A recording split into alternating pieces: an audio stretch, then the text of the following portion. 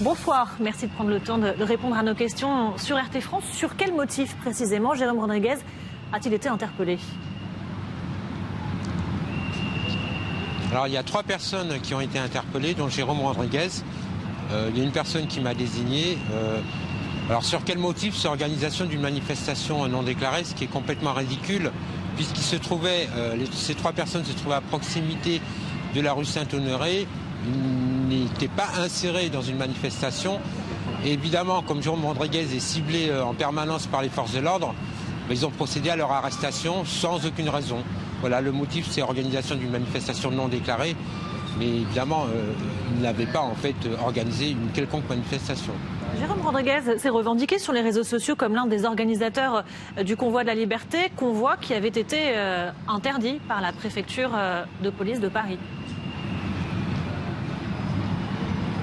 Alors Jérôme Rodriguez ne s'est jamais en fait revendiqué comme un co-organisateur du convoi de la liberté. Il a dit qu'il soutenait en fait ce convoi de la liberté.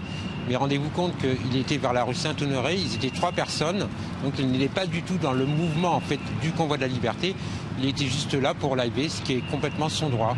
En France, on n'interdit pas aux gens, de simples citoyens, de filmer, de filmer ou de liver, mais ils n'étaient que 3 personnes, et je le répète, alors qu'il a été interpellé pour organisation d'une manifestation non déclarée. Il n'a fait en fait que relayer, comme il le fait habituellement sur ses lives, un événement, là en l'occurrence le convoi pour la liberté, mais en aucun cas, c'est un organisateur. Est-ce que vous avez pu entrer en contact avec lui? Où est-ce qu'il se trouve ce soir? Alors là, je suis à Porte-Maillot, le commissariat vient de m'appeler. Donc là, je me rends au commissariat de police du 17e arrondissement, puisque les 3 personnes qui ont été interpellées de manière abusive sont en garde à vue au commissariat de police du 17e. Donc là, j'allais juste m'y rendre. Et quelles vont être les prochaines étapes dans ce dossier?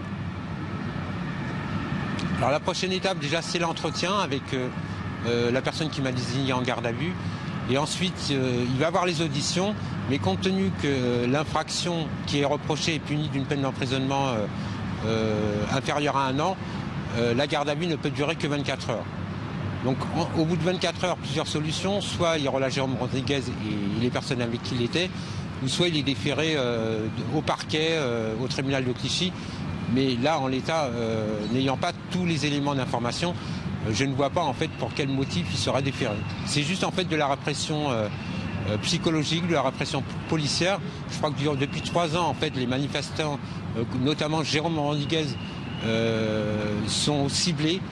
Et souvent, en fait, ce sont des personnes qui sont arrêtées, qui sont relâchées après avoir été déférées au parquet. On essaye en fait de faire à leur rencontre de la violence psychologique. Merci beaucoup d'avoir répondu à notre invitation sur RT France. David Libeskind, l'un des avocats de Jérôme Rodriguez.